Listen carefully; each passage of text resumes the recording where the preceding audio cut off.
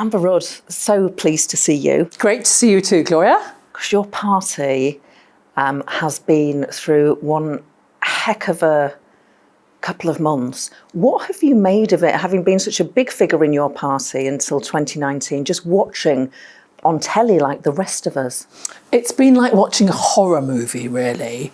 I find myself absolutely gripped. So sometimes I think I'm over it, I'm beyond politics, I've moved on to other things, but I've just got to check on Twitter what the latest drama is. So I've been watching through my fingers the dramas, the ups, the downs of the past 3 or 4 months. It's been very upsetting, and I am, I think, relieved, happy that we now have what I hope will be a more stable government. I remember during the referendum debates, and you were a leading Remainer. The government, the David Cameron government's position was to remain, of course. Boris Johnson, Michael Gove, others took a different view. And I always remember seeing you and listening to you saying to Boris Johnson, you were colleagues at the time, you wouldn't want Boris Johnson. He's not the man you want driving you home at the end of the evening. Yes, I think that might have been my finest moment in politics. I still have people coming up to me because, Gloria, you haven't given the whole line. The whole line is Boris Johnson is the life and soul of the party, but not the man you want to drive you home at the end of the evening. And there was a sort of sharp intake of breath when I said this. I realised as I said it, a few people were going to call it a little bit inappropriate, but it really landed. Plenty of people agreed with me. What did you mean by that? I'd like to think I meant something much more innocent that was interpreted, but it was interpreted with such vigour, I just decided to nod and sit back from it. But it was an incredible debate, and when I was asked to do it, it was by far the biggest thing I'd done. It was a huge responsibility, and in politics I always think, and I say this to young men and women who ask me advice about getting on in politics, you have to get noticed, you have to be bold, and you have to take risks with your own ability, your own status. And so when I was asked to do the debate, to represent Remain, I accepted it, thinking at the same time, oh, how am I going to do this? How am I going to pull this off? And they took us for all sorts of training. We had Alistair Campbell advising me how to attack the Conservatives opposite me, which was a worrying proposition. Nicola Sturgeon, who was on our team, didn't come to the preparation. She sent a stand-in, which should have really been a sign that I'm not sure she was wholly committed to the cause. But overall, we thought we did rather well. But the Leave campaign, of course, did better, and they just kept on repeating their lines again and again and again. And I could see that Boris, who had 2 women either side of him, had been told not to interrupt, to let other people speak, and despite himself, he managed to do that. So even though I thought we put up a good case, they did too. Was he cross with you afterwards? Did he joke with you about it? Did he say, Amber, that was below the belt? He wasn't cross with me, but you know what it's like when you're doing live television. You might have, if you're lucky, a minute in a break to get a comfort break. And we had 90 seconds for a comfort break. And we all ran out and had to run back again, obviously, in time. And he just shouted at me as we went, ready to surrender, Amber? As though somehow he'd won and we'd lost. But I said, absolutely not, ready to fight on. He never got offended at anything I said, and all thought it was part of the cut and thrust. You must have sat with Liz Truss in Cabinet. You obviously sat with Liz Truss in Cabinet. Were you friends? Yeah, we were friends. She came to my 50th birthday. I went to her 40th. Her 40th lasted later into the night than my 50th. We were friends, and we got on pretty well, really. In fact, I was looking at my old file of cabinet photos the other day. First cabinet I was in 2015, she was in as well. We're both sort of somewhere at the back row in the power play of junior cabinet roles. And then now, well, at least not now, but a week ago, when Liz Truss was at the centre of her own cabinet as Prime Minister, I reflected that she was the only person from the cabinet 7 years ago that was in the current cabinet up till last week. I mean, politicians' lives are short. You were Home Secretary, one of the great officers of state. We were in the same intake. I sat on the opposition benches for all that time. Yes. Watched your meteoric rise.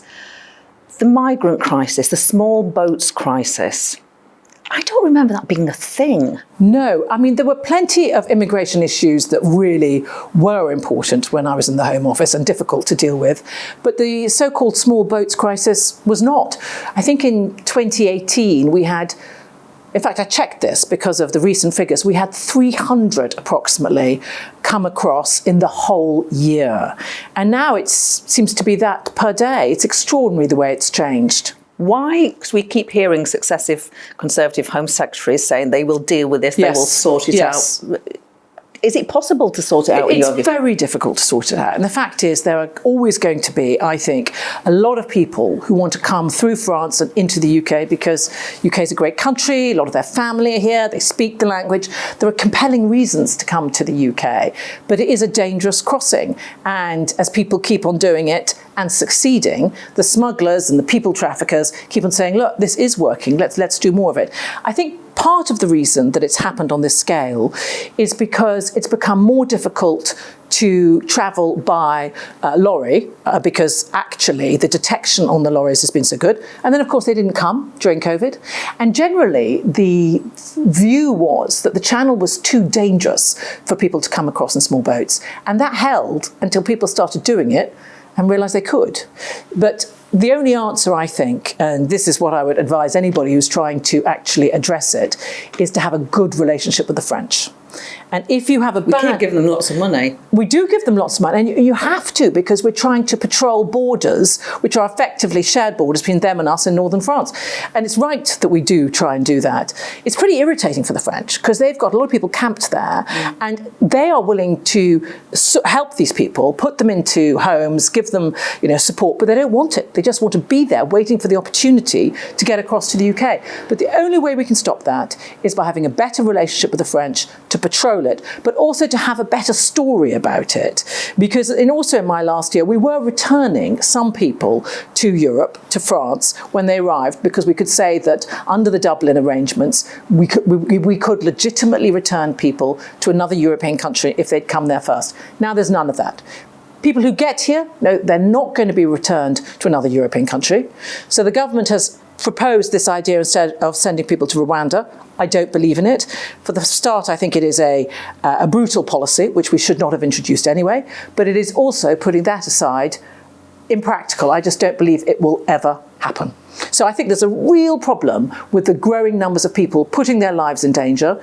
In a way, it's a shared problem with the French, and I hope that this new government is going to address it by having a better relationship with the French.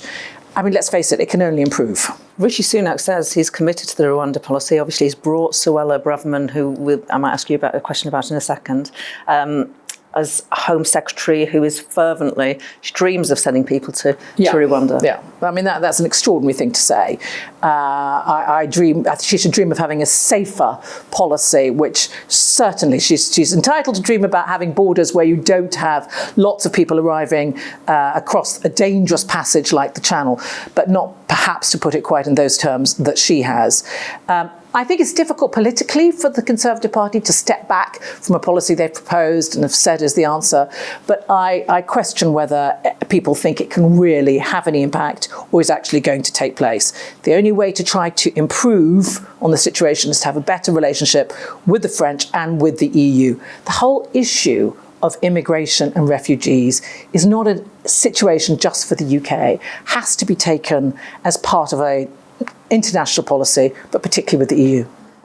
Were you surprised to see Suella Braverman, who resigned a matter of days ago over a breach of the ministerial code, brought back days later? I was surprised, but to be fair, she hasn't really had much chance to be Home Secretary. It's an incredibly difficult job. I think there are very few politicians who wake up in the morning and think, you know what I really want to do? I want to be Home Secretary. It's not a job that people usually really want to do because it is incredibly hard. When I say hard, it's not just difficult to get right, like we've been discussing on immigration. You're also dealing with some of the worst of humanity, the things you have to try and see and help people with. And when you discuss issues like child sex abuse or violent crime, these are things that are disturbing and difficult, and your job as Home Secretary is to try to help form policy and support the people dealing with it. So let's give her a chance and see how it goes. So you were Home Secretary. You had to resign. Yes. When you were Home Secretary. What is the emotional and psychological impact of resigning from a great office of state? I think I always find that question quite difficult, because I don't want to draw attention to any difficulty I felt, because I resigned over something which I think was a great sin, really, committed against a large number of people by the country, by the state. And the fact that it was difficult for me and my family is as nothing, really, compared to the terrible difficulties and wrongs that were committed to people of the Windrush generation, who were the people who were really badly treated by a whole series of Home Secretaries and Prime Ministers who quite simply were unable to regularise what should have been perfectly simple situation, which is people who arrived at a certain period of time, largely from Caribbean countries, should have been given their papers so they were accepted as British citizens. And over quite a long period, it emerged that they hadn't been, and they were treated appallingly. So, but to answer your question, of course it was upsetting for me, but I was genuinely more, I think I'm trying to be honest about this here, because I got nothing to lose on it. I think I was generally more appalled and upset on behalf of the people, some of whom I saw and talked to, who had their lives so terribly disrupted by this horrific behaviour from the state.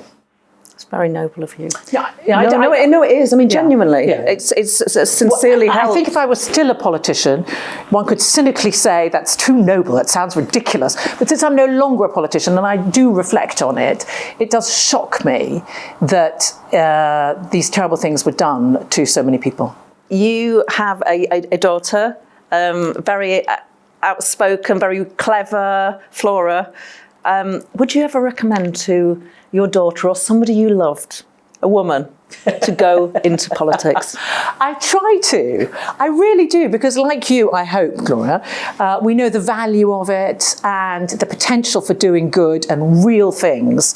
But I go around quite a lot of schools and colleges still as part of the fun I have, really, about being an ex-politician. And a lot of the women look at me and they think I'm absolutely mad.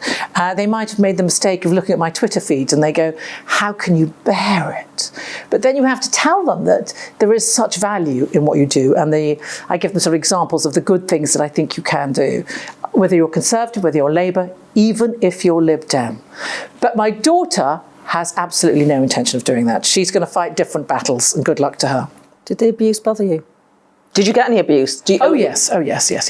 I got a lot of, even before I became Home Secretary, I remember saying to one of your former colleagues, Chris Bryant, there's a lot of personal attacks on MPs and some people have had death threats. And he said to me, I don't know a single MP who hasn't had death threats. I mean, everybody has them. And in our time in politics, and just a little bit after, 2 MPs were killed. So there is reason why people are nervous of the life of an MP, but I still think it's a really valuable thing to do. I think you're missed in public life. Oh, that's very generous of you. It's really nice to chat about your you. life and times and your recollections of that time in office. Thank you, Amber Rudd. Thank you, Gloria.